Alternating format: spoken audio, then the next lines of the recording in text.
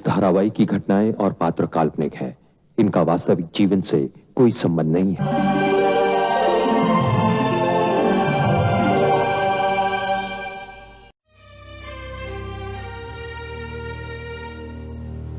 तुम जानना चाहती हो ना कि कुंती ने उनका क्या बिगाड़ा? हाँ बाबूजी। कुंती पुष्पा,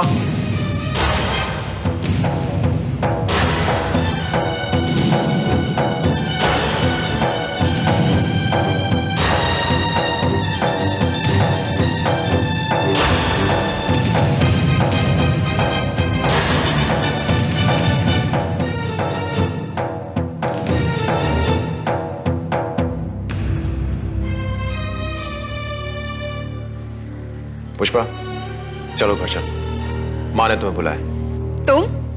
तुम मेरे पीछे पीछे यहाँ भी चले आए? वो माँ को एक काम याद आ गया था, इसलिए उन्होंने मुझे भेजा है। चल बाबूजी, मैं पुष्पा को ले जाऊं? तुम्हारी पत्नी है, तुम इसके पति हो, इससे क्यों पूछते हो?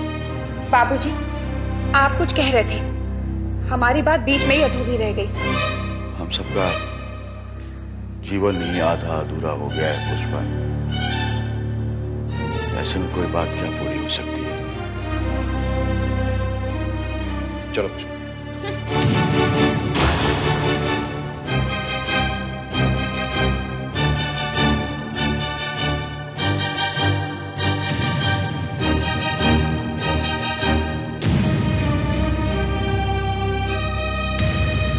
मैं आप लोगों से सिर्फ ये जानना चाहती हूँ कि कुंती ने आप लोगों का बिगाड़ा क्या है जो उसे आश्रम से निकालने का फैसला किया गया? भंडारी, आश्रम की ट्रस्टी होकर आप ऐसी बात कर रही है?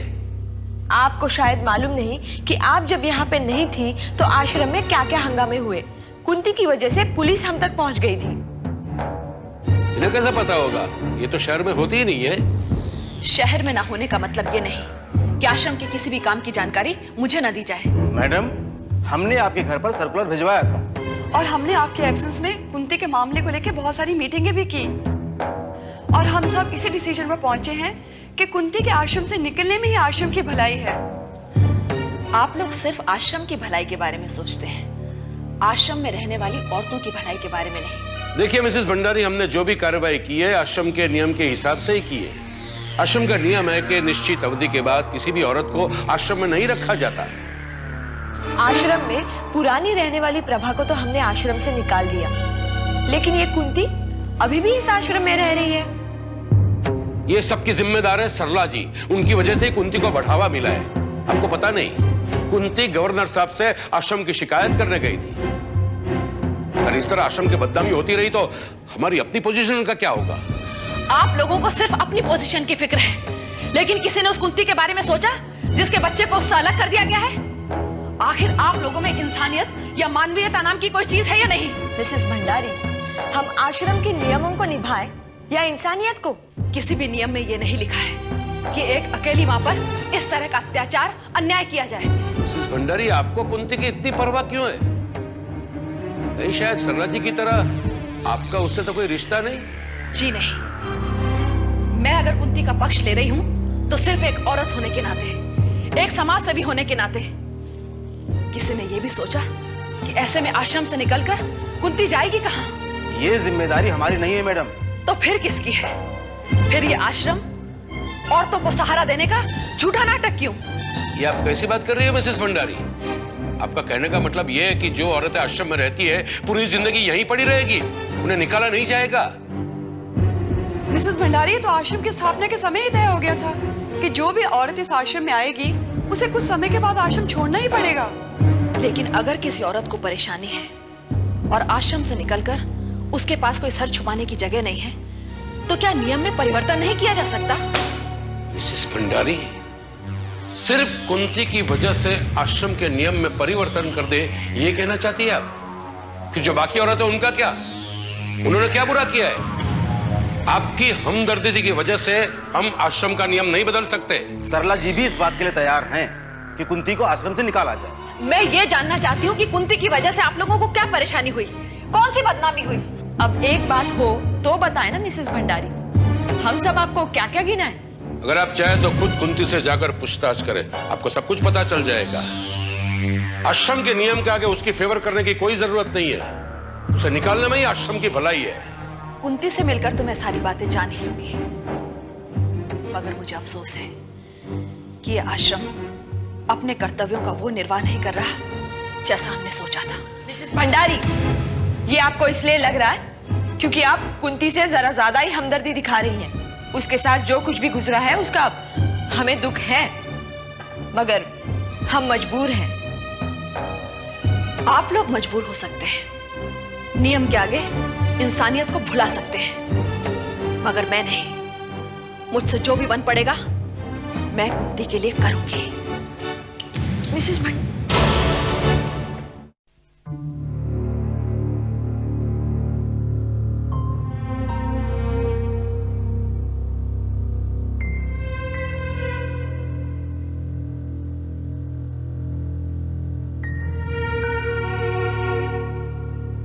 रुको पुष्पा, पहले मुझे इस सवाल का जवाब दो कि तुम कहां गई थी। ये सवाल आप मुझसे कर रही हैं? तो और किससे करूं? बताओ कहां गई थी तुम? गई थी बाबूजी के पास, ये मालूम करने कि हम लोग कुंती के खिलाफ क्यों।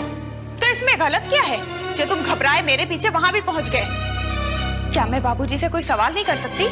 तुम ऐसे सवाल ही क्यों पैदा करती हो जिसका जवाब जानने के लिए तुम्हें कहीं आना जाना पड़े? ये सवाल मैंने नहीं, आप लोगों ने मेरे सामने पैदा किया था, और जब उसका जवाब आप दोनों ने नहीं दिया तो मुझे मजबूर होकर बाबूजी के पास जाना पड़ा। पुष्पा, एक बात बताओ मुझे, क्या तुमने दुनिया भर का ठेका ले रखा है? क्या हमारी कही गई हर बात को तूल देने की आदत पड़ चुकी है? किसी को भी कुछ भी कह देने का तुम्हें अधिकार क्या है मन? यानी अब तुम्हारे डर से हम किसी के बारे में कोई बात नहीं कर सकते? आखिर क्यों? कुंती ने तुम्हारा क्या बिगाड़ा है जो तुम उसके खिलाफ बातें करते रहते हो? पुष्पा, कुंती के मामले में तुम्हें दखल देने की कोई जरूरत नहीं है। क्यों माँ जी? कुंती उसी बाबूजी की बेटी है जो मेरी शादी में मौजूद थे, जिन्होंने मुझे एक बहू की इज्जत और अपना आशीर्वाद दिया है। एक बहू होने के नाते तुमसे कह रही हूँ कि घर में बहुत सी ऐसी बातें होती हैं जिसमें किसी बहू को दखल नहीं देना चाहिए। क्यों? मैं इस घर की नहीं, या फिर ये घर मेरा नहीं? इस घर की बहू और पत्नी होने के नाते घर से जुड़ी हर बात को जानने का मुझे पूरा अधिकार है। अधिकार की बात तुम मत करो पुष्पा। तुम्हें यह अधिकार किसने दे दिया कि तुम घर की बात को लेकर बाहरी लोगों से पूछताछ करो? बाहरी? कल तक जिन बाबूजी की बात करते आप थकती नहीं थी, आज वो बाहरी हो गए? माँ जी, उनसे उन्हीं की बेटी की बात करके मैंने कौन सी गलती कर दी? चलो हम ये मान लेते हैं कि तुमने कोई गलती नहीं की, लेकिन जब तुमने डॉक्टर साहब को ये बताया होगा कि हम लोग कुंती के बारे में क्या सोचते हैं, तो उन्हें कितनी तकलीफ पहुंची होगी। माँ जी, मैंने कोई झूठ नहीं बोला। आखिर सच्चाई का पता उन्हें होना चाहिए। लगता है कि अब हमें तुमसे सच्चाई और ईमानदारी का पाठ पढ़ना होगा। मन, काश कि ऐसा हो। वो दिन मेरी जिंदगी में सबसे बड़ी कामयाबी का दिन होगा, जिस दिन तुम सच्चाई और ईमानदारी के साथ अपने पैरों पर खड़े हो जाओगे। पुष्पा, मैं तुमसे ये पूछना चाहती हूँ कि डॉक्टर साहब ने तुम्हारे सवाल का क्या जवाब दिया? इससे पहले कि वो कोई जवाब देते, ये मन, ये वहां पहुंच गए और हमारी बात तो बीच में ही अधूरी रह गई। खैर, कोई बात नहीं। आज नहीं तो कल मैं ये जान कर रहूंगी कि आप लोग कुंती के खिलाफ क्यों हैं।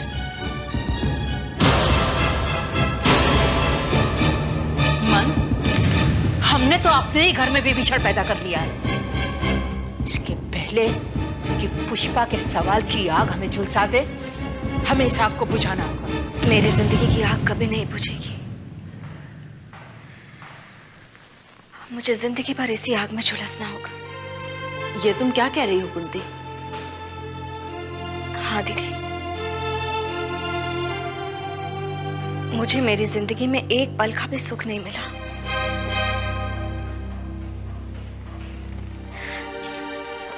मैंने सबसे मुंह मोड़कर अपने बच्चे के साथ जीना चाहा था, लेकिन उसे भी मुझसे दूर कर दिया गया। और मेरी बदकिस्मती देखिए ना, कर्ण यहाँ वापस आया था और मैं उसकी एक झलक तक नहीं देख सकी। क्या? कर्ण यहाँ आया था? हाँ, आप तो यहाँ थी नहीं। स्वीडन से मिसेस ब्रिगेड कर्ण को लेकर यहाँ आई थी।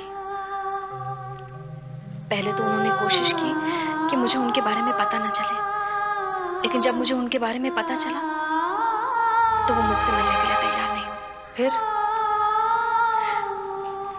मैंने सरला दीदी के हाथ पैर जोड़े, उनसे प्रार्थना की कि बस एक बार वो मुझे मेरे बेटे कर्ण से मिलने दें। किसी तरह उन्हें मुझ पर तरस भी आया और वो जाकर मिसेस ब्रिगेड से मिली, लेकिन मिसेस ब्रिगेड ने साफ इनकार कर दिया। उन्होंने कहा कि कर्ण अब उनका बेटा है और वो उसे मुझसे नहीं मिलने देंगी। आखिर कोई इतना कठोर कैसे हो सकता है? क्या एक पैदा करने वाली माँ को अपने बच्चे को देखने तक का अधिकार नहीं? उन्हें हमेशा ये डर लगा रहता था कि कहीं कर्ण को देखकर मैं उसे उनसे कहीं छीन न लूं। ये भरोसा तो सरला जी को जाकर मिसेस ब्रिगेड को दिलाना चाहिए था कि तुम ऐसा नहीं करोगी। जब तक वो यहाँ था मैं हर दिन रोती तड़पती रही। बस मैं इसी कोशिश में लगी रही कि किसी तरह मैं अपने बच्चे की एक झलक पा सकूं। यहाँ तक कि मैंने गवर्नर साहब के पास जाकर भी प्रार्थना की। गवर्नर साहब ने क्या कहा? वो सिर्फ मेरी मदद का भरोसा ही देते रहे, लेकिन कभी भी मदद करने की कोशिश नहीं की उन्होंने। प्रभा मेरा तड़पना देख नहीं सकी और एक दिन वो कर्ण को पार्क से चुराकर इस आश्रम में ले आई।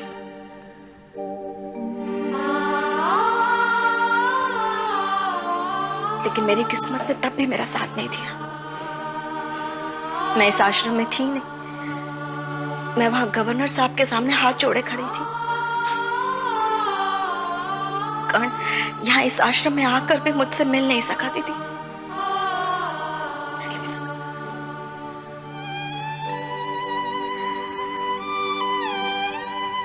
ये तो सचमुच तुम्हारा बहुत बड़ा दुर्भाग्य है कुंती।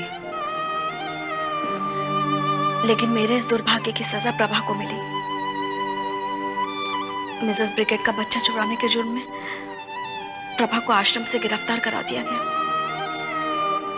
फिर किसी तरह उसकी जमानत हुई, लेकिन इतना सब कुछ हुआ और किसी ने मुझे कुछ बताने की जरूरत भी नहीं समझी। कौन किसे क्या बताता दीदी?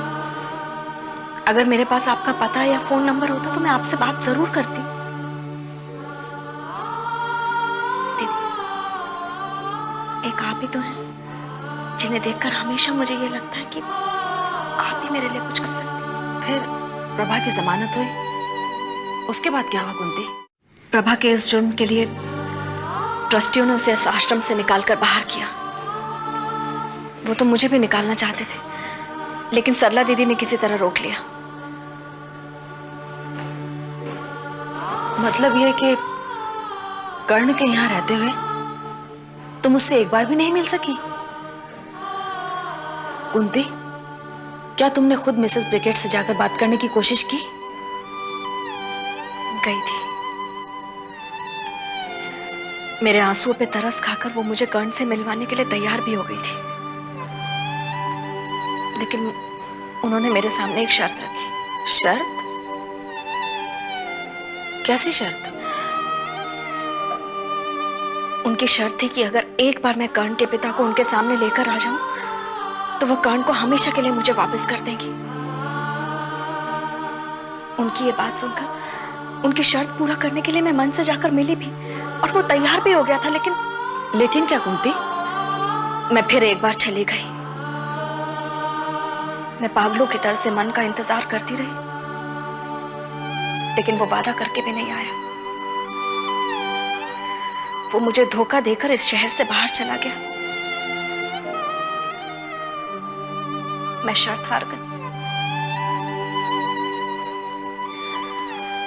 अपने बेटे को अपने गले से लगाने की इच्छा मेरे लिए सिर्फ सपना बनकर रह गई। तुमने कर्ण के पिता से पूछा नहीं कि उसने ऐसा क्यों किया? वादा करके क्यों नहीं आया? मुझे धोखा खाना था और मैंने धोखा खाया दीदी। मुझे उस आदमी पर भरोसा ही नहीं करना चाहिए था। जब तक मैं उससे मिलती, उससे बात करती, वो लोग मेरे बच्चे को लेकर स्वीडन वापस जा चुके थे।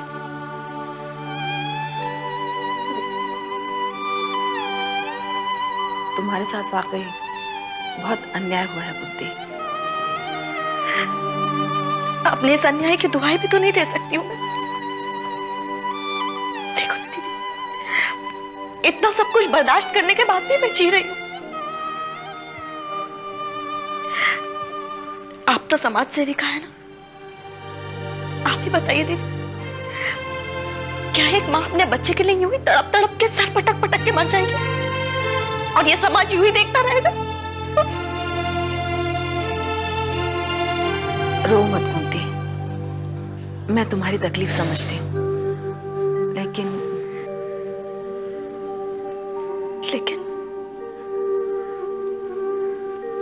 आप भी मेरे लिए कुछ नहीं कर सकती हो दीदी। इतनी बड़ी दुनिया में कोई एक नहीं जो मेरी मदद कर सके। कुंती, जब तुम खुद अपनी मदद करने को तैयार नहीं हो तो कोई और तुम्हारी क्या मदद करेगा? इसलिए कहती हूँ, जो हुआ उसे बुलाकर शादी करके एक नई जिंदगी शुरू करो।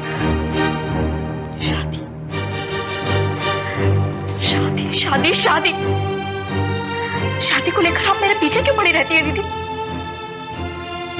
याद रखिए, मैं एक माँ हूं और सिर्फ माँ बनकर जीना चाहती हूँ, पत्नी बनकर नहीं।